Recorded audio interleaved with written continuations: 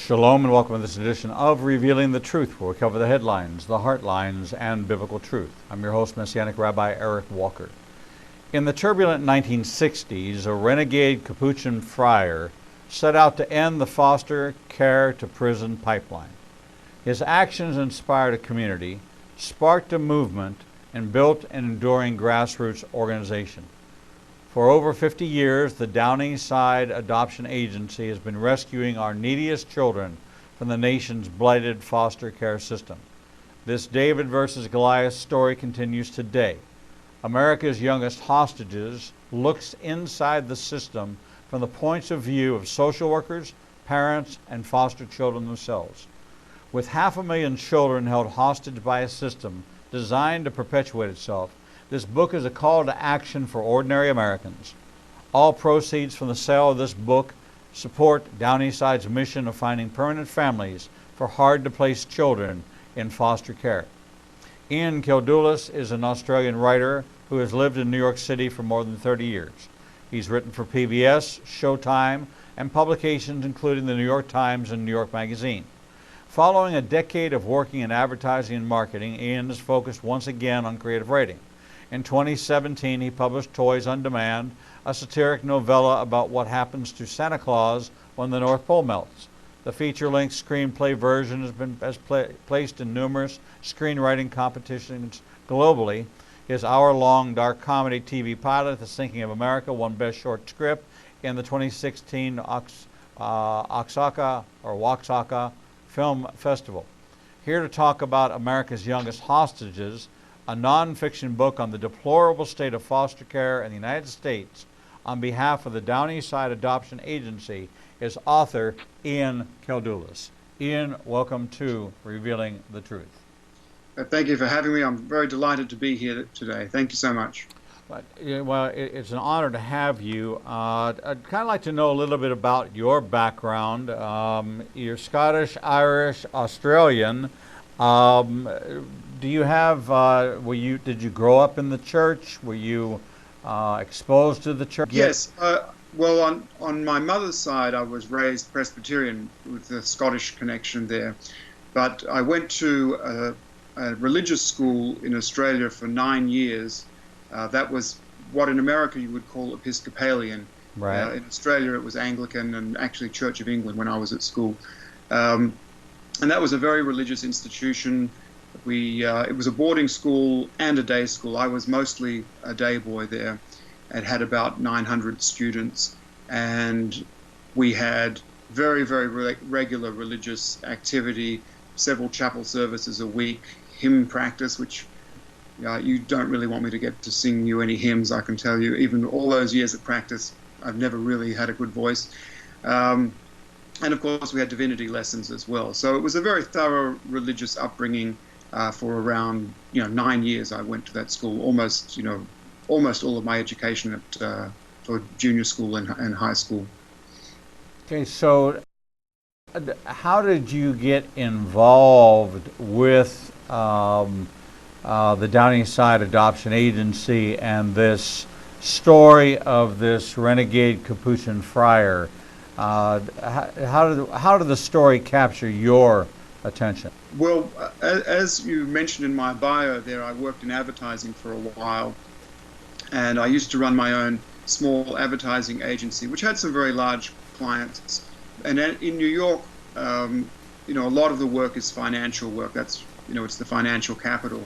So I was involved with an organization called the Financial Communications Society, and they support three charities. They support the Make-A-Wish Foundation, there's another Hope for Kids Foundation, and also Downeyside. And they have an annual ski race up in Stowe, Vermont, which is a fundraiser. And one year I went up to that race, and inadvertently, a bad workman always blames his tools. I'd rented some skis. They didn't work very well. I had a bad accident before the ski race, broke my thumb, went to the hospital, and lo and behold, at the end of my hospital bed, there's a priest. And I thought, well, it's not that bad. It's only my thumb. I don't really need last rites or anything like that. And but he picked me up and took me back to the ski resort. And while we were chatting in the car on the way back to the ski resort, he said, "Well, you can, maybe you're a marketing person, maybe you can help us out." And I'm thinking, "Oh yeah, I'll write you a little brochure or something along those lines." And when I got back to the city and met up with him a couple of weeks later, I looked at all of their materials and I went, "Oh my God, this is, you guys don't have any marketing materials at all." So then I got more and more involved in their marketing communications, and I ended up helping them rebrand and build a website, and just got deeper and deeper involved with them.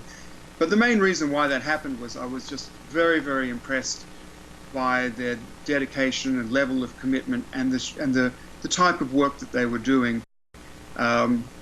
Very small grassroots organization with a ton of heart, and I just became involved with them. Eventually, they started nearing their 50th anniversary, and I thought the best thing I could do for them was to write a book, sort of as a testimony to all the work that they've done for 50 years, and as a sort of commemoration in particular for Father Paul Engel, who's the head of the foundation, head of the charity, the priest that picked me up from the hospital, and really try and celebrate his life's work, which has been for 50 years getting kids out of foster care.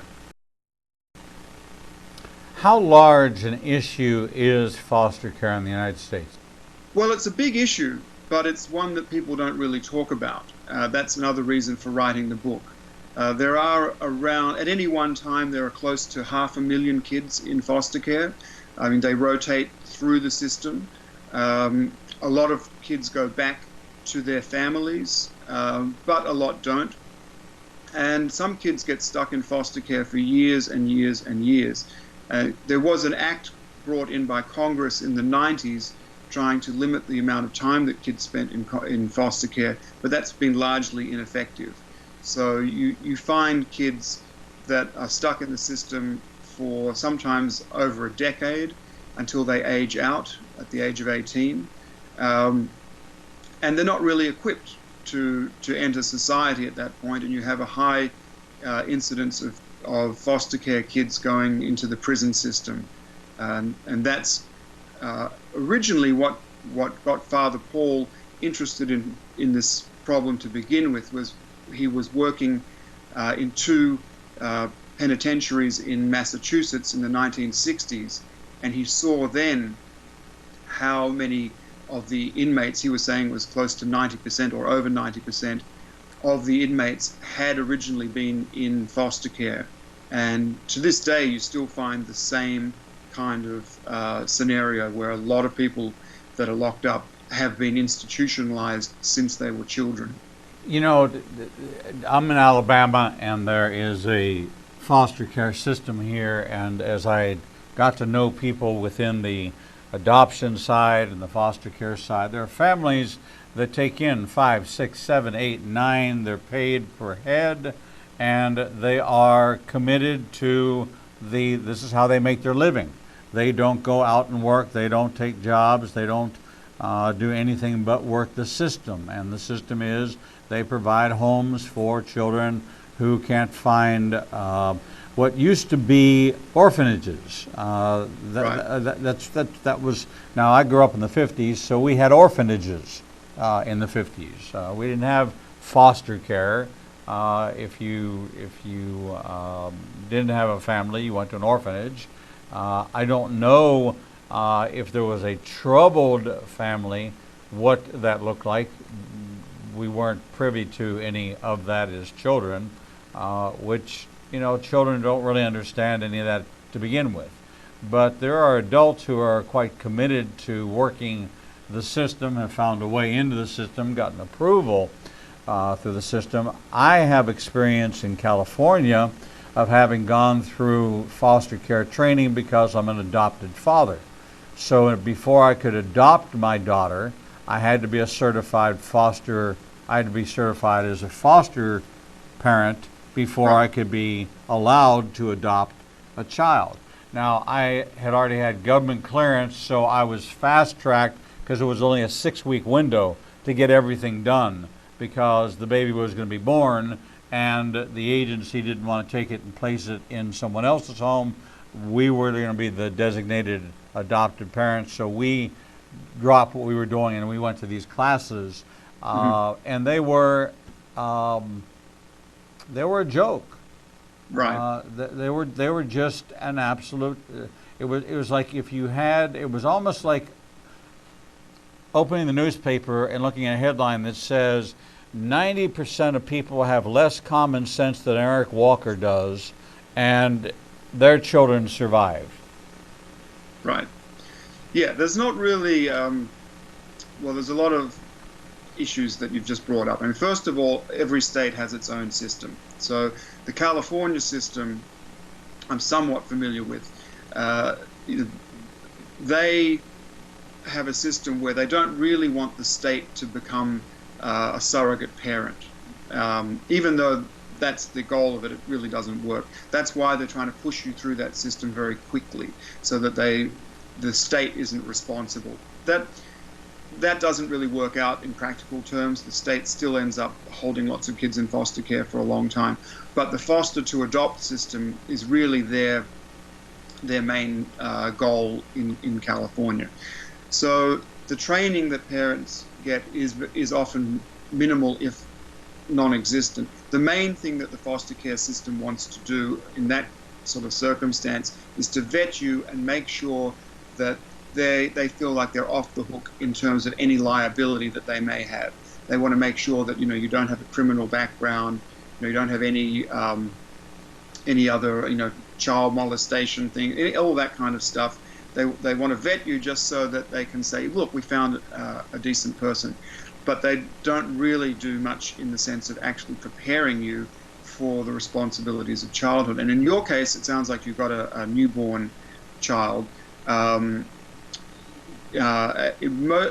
we're talking about in the Downey side is mostly kids that have been in the system for a while, so they're older. And as they're in the system, they generally accumulate more and more and more developmental problems. So there really should be even more training and more social services for them, because when you're getting a newborn, yes, there's trauma involved in separation from the parent, but probably not much in your case if the baby is just born and then you take the baby. Parents develop children develop an attachment, right, to who is ever there. So the anxiety and all of those issues that come around separation wouldn't really be so strong in your case. But yes, there's a definite lack of support. And part of the thing, as you mentioned before, there is this idea that the system is paying for people to be parents or guardian, or guardians. Foster parents don't have legal guardianship of their child. The state still has the guardianship, and that's really the crux of the problem.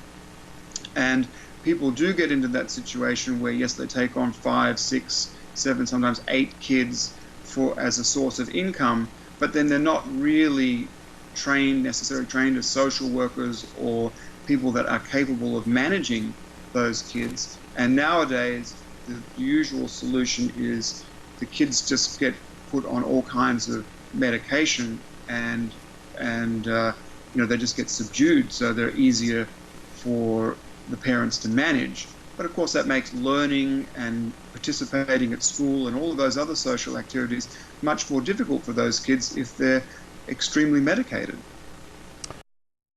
The whole concept of foster care was to have been birthed out of families going through a difficult time. The children need to be extracted from the difficulty. The parents go to counseling to work out and iron out the differences, smooth out the rough edges, and prepare a home that's suitable to raise their own children in. The family are reunited, and it's a temporary 2 to 3 month solution, and there are volunteer families or families who are certified to act in an aunt-uncle kind of role and provide for continuity in getting the kids clean, keeping the kids fed, getting them to school, medical care, those kind of things. No different than you would as you take care of the aged. but this has become a cottage industry. And once people found out that you could actually get these kids into your home and keep them and receive significant compensation, more than I think some people get in child support in divorce cases, that they're actually able to live in a home much nicer than I live in. They're getting several $1,000s per child. So in some cases, 5, 10 children, they're getting $100,000, $125,000 a year for the purpose of providing room and board and meeting the minimum requirements and having the minimum amount of home visits from a social worker because of the limited resources. Then you have the issue of a guardian ad litem, which is a required legal representative for the child, but their caseload is so overwhelmed that how many times can they petition and how many times can they present, and then what is the process for permanent placement or semi-permanent placement into a foster care home that will ultimately lead to adoption, and there is no incentive to do that. So you're de-incentivized to adopt. You lose your funding because there is no pay to adopt. It actually costs us about $36,000 to adopt a child in California. Yes, you're absolutely correct. All of the financial incentives around the system are misplaced. So there is more incentive to keep kids in the foster care situation as opposed to a permanent family and adopted. I mean, obviously, that the amount that people receive from foster care varies from state to state. Where I am in New York, it's somewhere around $500 to $600 a month for a child that doesn't have any developmental problems, and as they have more problems, the amount that you get received from the foster care agency goes up. So there's also an incentive there to overdiagnose kids as well, and to discover more problems with them because you get more compensation. So yes, all of that, you're completely correct. There is far more financial incentive to keep kids in foster care than there is for adoption. Once you adopt the kid, a lot of the support just disappears. Some states maintain some level of support for about 6 months or so, but then then it more or less dries up and you're kind of on your own. So that's a huge imbalance. And when you look at how the federal government funds foster care versus placement, the money is roughly 7 to 1 towards foster care towards permanent placement of children. So you're 100% correct there that the system itself is really designed in many ways to perpetuate itself as opposed to find a real solution for kids. And of course, kids, their development speed is so rapid that the longer we delay getting them into a permanent family, the more their problems compound. There's another aspect to this that I want to make known, and that is that there have been studies done that abuse in foster care runs at a higher rate than it does in a traditional family setting. So there is, and I remember the requirements. I already had an FBI background check because I carried a government defense clearance. So that was a formality. I had to go to my local police station and get the sheriff to sign off on a letter that said that there was no outstanding warrants. So I literally walked into the police station and said, I need to get somebody to say that I'm not wanted for anything. It's for an adoption. And they said, okay, here's the form, we'll sign it. You fill out your name and stuff, and we'll sign it. And those were the two documents that I needed to verify that I was not in the national database of child abuse or molesters or sexual offenders. They checked that. They checked my government clearance, my FBI background check, and my local, and that was it. They spoke to one neighbor, which was adjacent to us, who had children, and said, would they be a good family? They said, well, our kids stay, when we go out of town, they watch our kids for us. And so Right. once that question was asked and answered, they said, well, that's really all we need to know. Thank you very much. They didn't say, did your kids come back battered? Did your kids come back wounded? They just said that we trusted them with our kids. That was enough, and they got the answer to their question. So, I praise God that it was that simple and that we could do something that they told me would be 6 months to a year process that I was able to do in 6 weeks. And it was only by divine intervention that I had federal clearance, I had all these things, I was positioned in the community. But it can be a rigorous process and you have to be devoted to it.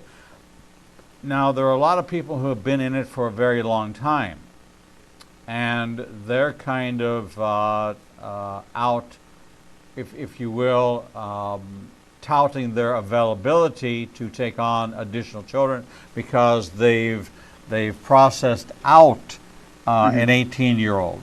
But what happens to those 18 to 21-year-olds is just as problematic as what happened to them within the foster care system, and that is they became institutionalized in a home as opposed to an institution, and then they were not given the skills. And so if we take a look at productivity and contribution and who do they become, when we look at the statistics, they don't bode well as a commentary on the foster care system in America, putting out productive citizens, which is the intent is to not allow them to be institutionalized, because we find that institutionalization does cause a certain recidivism or return back to the institution. Yes, it does. And in the book, the very first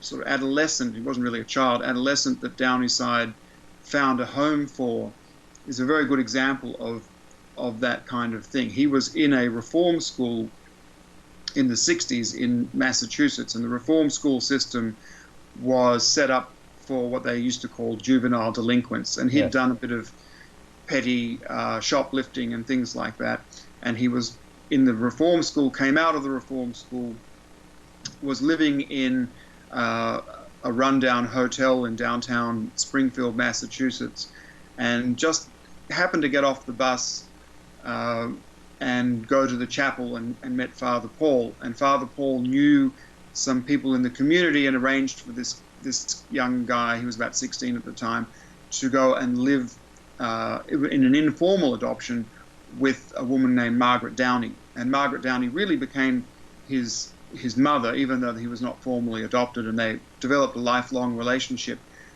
And he looks at that and says, that was the thing that gave me stability. And he went on to become a Capuchin friar, and then moved to Guam and worked in a mission in Guam for a long time.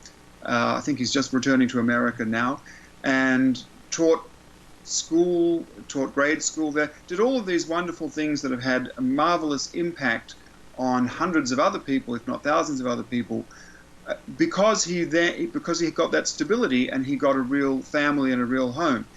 And when you look at the scenario that a lot of these kids come out of foster care at 18, no preparation for anything, they just live a life basically either on the street or they're institutionalized again, and they don't have that opportunity to turn their life around and become productive members of society and to really do positive things as opposed to sort of fall into a negative spiral.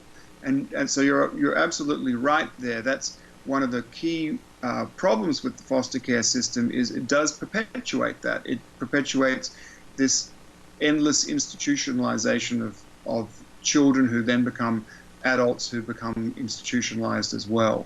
So at the core of it all is really the idea that a permanent family is the absolute best way to raise a child. And if you don't have that permanent structure, regardless of how your family is structured, you don't get the necessary training that you need to be a productive member of society.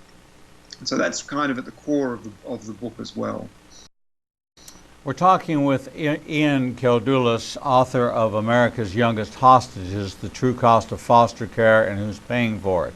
We're going to take a short break, and when we come back, we're going to talk about what the church can do and what the church is capable of doing in impacting this area, and what was the hope of this Capuchin priest that the church would actually step up and step in. And we have had a number of guests on this program talking about foster care and the church getting more involved in opening up the doors to becoming a more foster care proactive ministry or mission field for these children to get in the right kind of environment.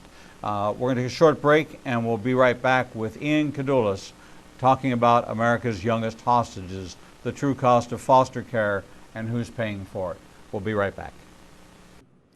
The Lord meets you right where you are, and so does Igniting a Nation's new live streaming outlets. You can now watch Revealing the Truth, Revealing the Bible, and Prophecy Revealed simulcast live each Monday through Friday from 10 a.m. to 1 o'clock p.m. Central Standard Time on YouTube Live, Facebook Live, Vimeo, Periscope, and through our website, www.ignitinganation.com. No matter what device you are using, our program will automatically scale so you won't have to miss a single program. And if you happen to miss an episode, you can always subscribe to the Igniting a Nation YouTube channel and access over 1,000 interviews and never miss your favorite authors, special guests, and topics that interest you the most. There are lots of ways to see Israel, but nothing compares to seeing the land of the book and the people of the book through the eyes of two Jewish believers who can take you on a journey that will bring the entire Bible to life. When you join Rabbi Eric Walker and his #1 rated tour guide, Edo Canaan, in Israel, you'll experience incredible teachings, first-class accommodations, and actually walk where Jesus walked. You will experience the Bible transforming from black and white into living color, and you will never see the Bible in the same way again. For more information, visit us at www.ignitinganation.com/events. The Lord contends with what contends with you, and Igniting a Nation is committed to bringing to light each and every issue that faces a believer's life. Our live stream programming and teachings take you on a journey to finding biblical truth from a wide variety of experts who share their insights into a deeper walk with the Lord. We have assembled the most comprehensive panel of experts in the fields of prophecy, caregiving, healing from trauma, shame, and abuse, and so much more. We continue to expand our teachings and programming to meet your needs. We're committed to healing the nations with biblical truth. Visit www.ignitinganation.com to develop a deeper walk with the Lord and start your journey to a transformed life. The Bible commands us to study to show ourselves approved, but most study using Bible study tools and not actually studying the Bible chapter and verse. Igniting a Nation is pleased to present Revealing the Bible, recorded and taught each week before a live audience. We take you deeper into the actual Bible and verse in both Hebrew and English, and connect the dots between the Old and New Testament. You can attend our 2 classes in Tuscaloosa and Birmingham, or watch the program every Wednesday at 11 a.m. Central Time on ignitinganation.com and all our other simulcast outlets. For more information, visit www.ignitinganation.com/events. Shalom and welcome back to this edition of Revealing the Truth, where we cover the headlines, the heartlines, and biblical truth. I'm your host, Messianic Rabbi Eric Walker, and we're talking with Ian Keldoulis, author of America's Youngest Hostages, The True Cost of Foster Care and Who's Paying for It. Ian, welcome back to the program. Thank you for having me here. And the book is kind of written to the novice, the one that's not really aware of the magnitude of this. It's not really a end-all and be-all with the solution development. It's more of an awareness piece. But as I've said, as of late, I've had several guests on the program talking about books they've written about foster care, and then foster care leading to adoption, and how the process was designed but has been abused. And so one of the things that we have a great outcry for in America today, especially in the West, is social justice. And this is a social justice issue. And it's Yes. a social justice issue that's being neglected.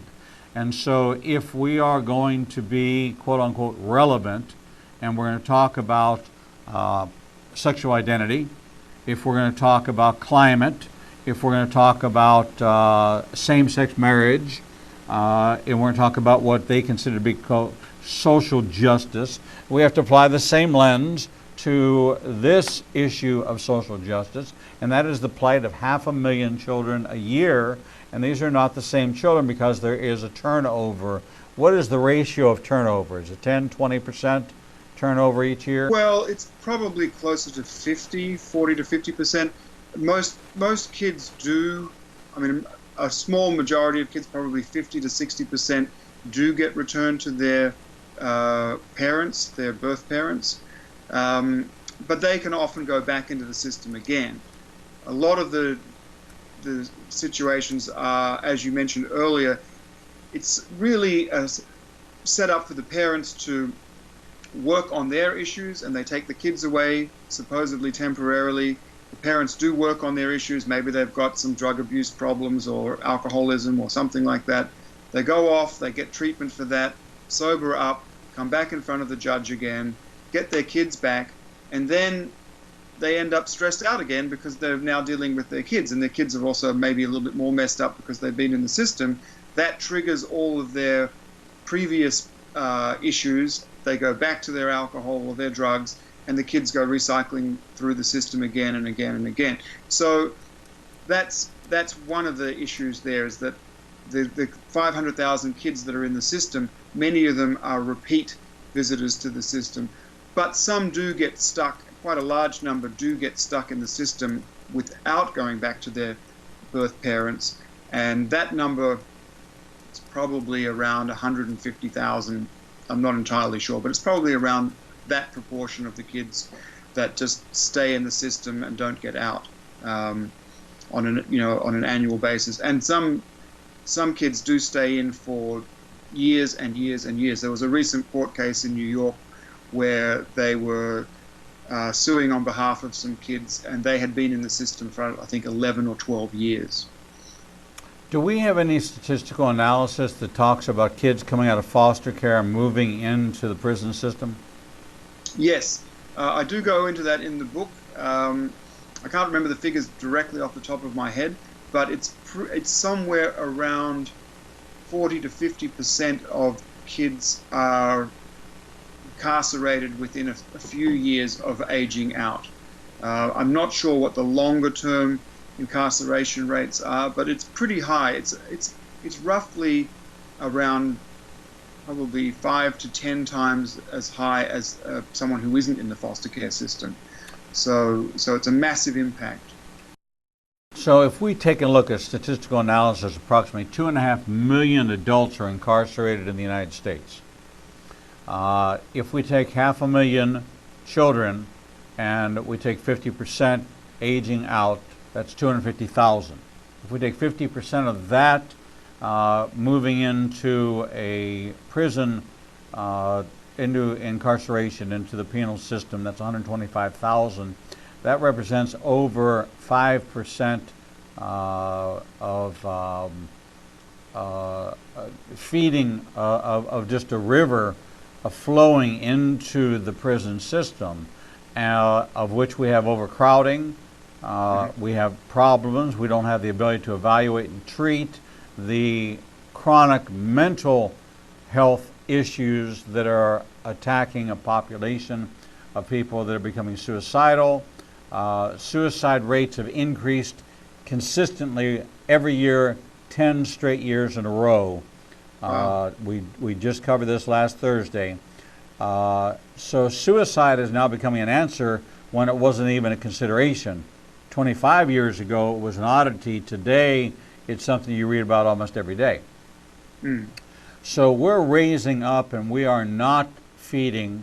And many of these families are involved in church, but the church is not involved with them. And the church does not have a formal foster care ministry or adoption ministry. So they're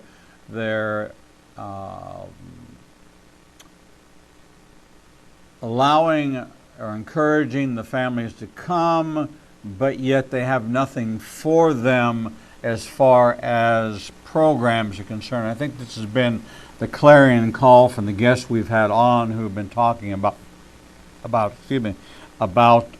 where we need to change and how we need to focus.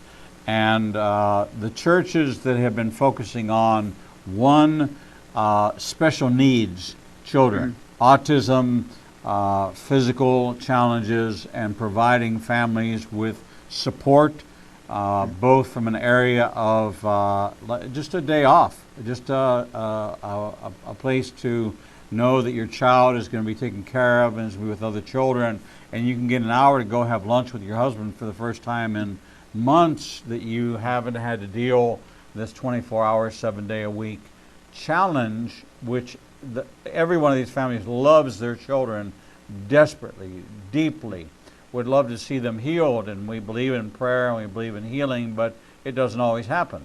And so the churches that are getting more relevantly involved in the issues that families are facing are the ones that are growing. The ones that just do it the way they've always done it for the last 100 years are the ones that are shrinking. So when we look at statistical analysis, we say, well, the church is in decline. No, the church that is the same church that was 100 years ago is going out of business.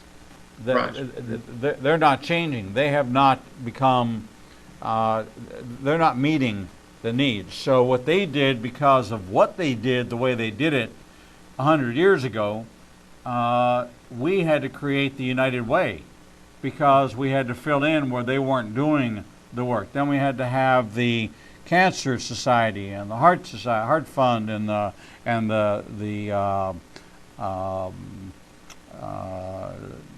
Danny Thomas and the hospitals and these outside, not churches, coming from outside saying, you guys are in the neighborhood. This should be the center of where the families gravitate because they're getting the most support. This is what Jesus talked about. This was the message of the gospel. And so when we look at this disenfranchised group of 500,000 children that are caught up in a system which is nothing more than they are a pinball, and families are the flippers, and the system are the flippers, and they're just moving it.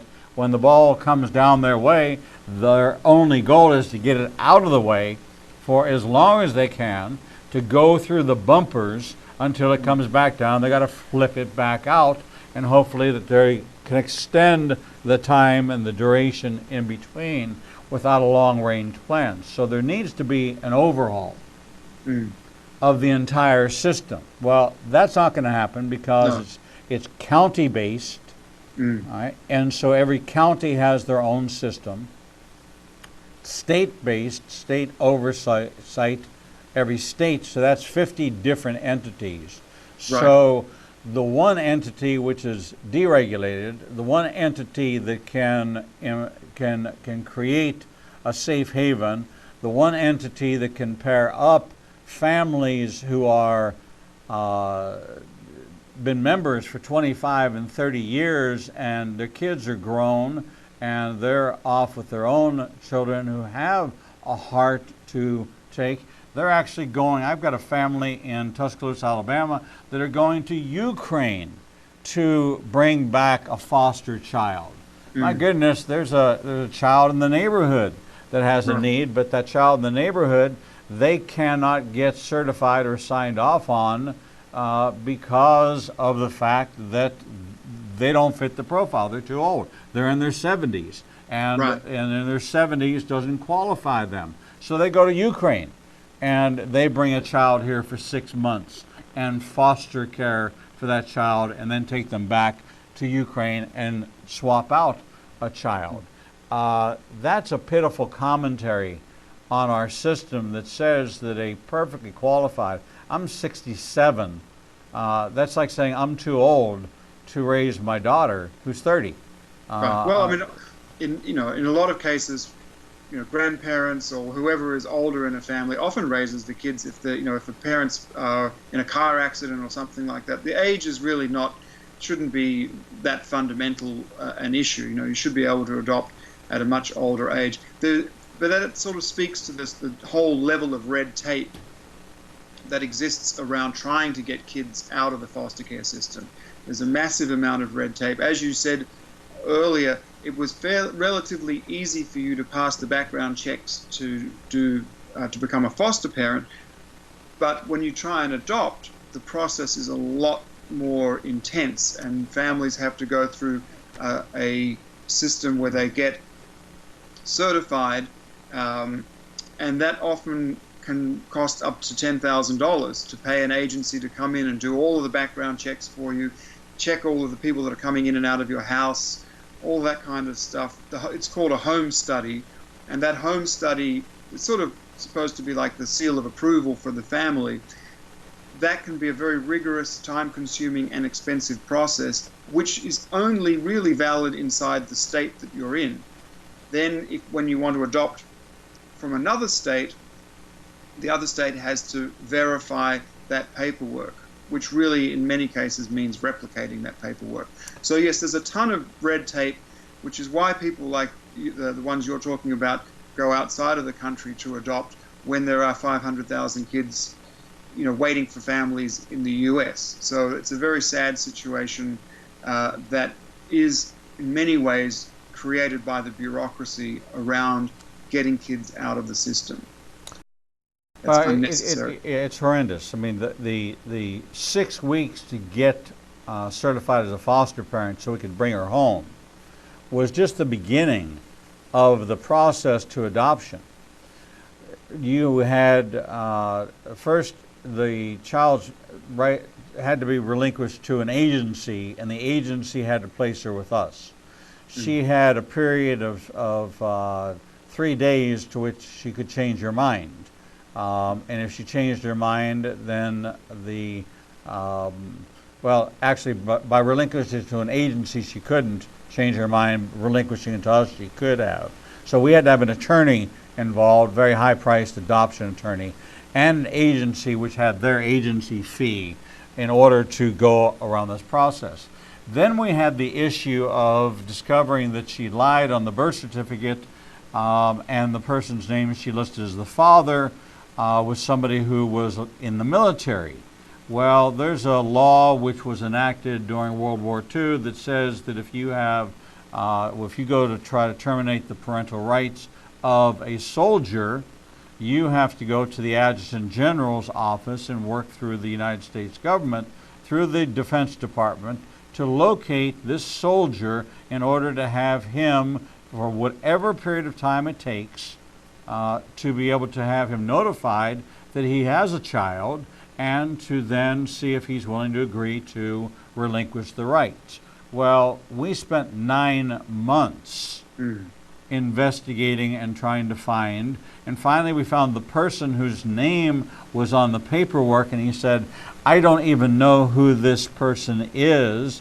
And so we just said, well, that's fine, we just need you to sign the document that says that you relinquish your rights. So what should have taken us 3 months took us 9 months, and at any point during that time,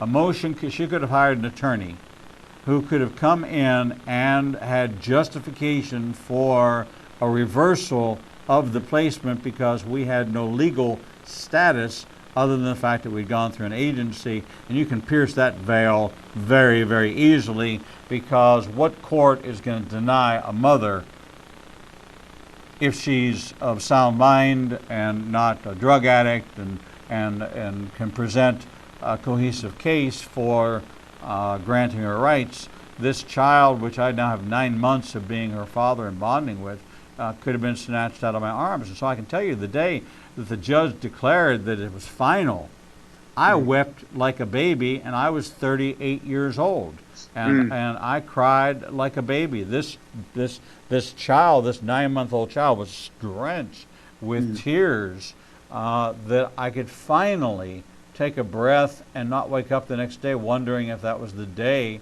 that this child was going to be taken from me. Right. You know, your story is quite common. Everybody's story is going to have different details in it, but in the book we track one family that we call the Cliffs, because they've been on the edge of adopting a child so many times. I think they went through 3 or 4 attempts, where every time they got very close. At one point, they'd gone off, they'd met the children, developed relationships with them over Skype, and then still at the end of all of this, after months, almost a year of almost getting the children, they still don't end up with them because someone else comes in or there's some other red tape. And that's a very common experience. I mean, in your case, it worked out for you in the end, which I know I'm extremely happy for you for that. But for many people, they go through that. They go through the same thing or worse, for an extended period of time that you went through, but still don't get the children. Right. So it's frustrating on so many levels. It's such a flawed system, and because it is not it's not given the attention that LGBTQ plus rights, that I don't know what the numbers are, but if it's like, if we can legalize abortion in this country and infanticide and murder a child, then what's the big deal of a foster care system? Right. Well, the foster care system only really gets attention when something horrendous happens, like a child gets killed by someone, or recently we had some instances in New York where I think a kid got killed by a woman whose boyfriend beat him over the head with a broom, something like that. Those kinds of things draw a lot of attention.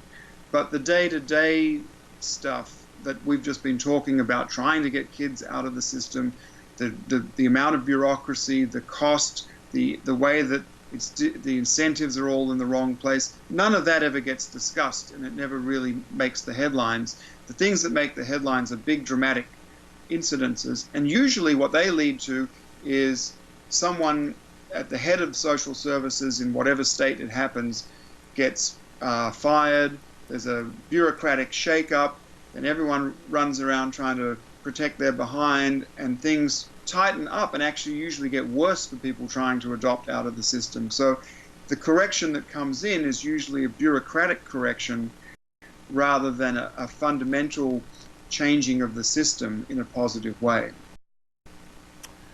There are a number of organizations advocating for families: the National Foster Parent Association, the Foster Care Advocates, Foster Coalition, but these seem to be kind of, I hate to use the term small potatoes, but get involved in isolated instances where there's a particular case where a family wants to avail themselves of the services.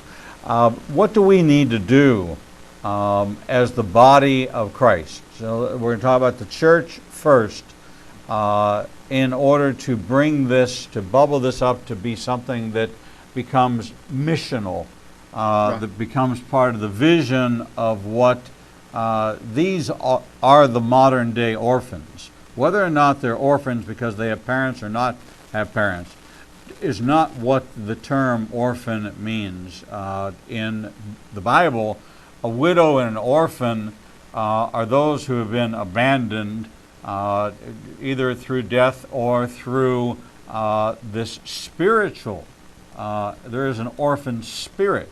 There is a widow's spirit that we have to deal with from a fundamental biblical standpoint. What do we have to do to raise the awareness within the church community? In the book itself is really a very good example of exactly how that kind of community movement can start and have an effect.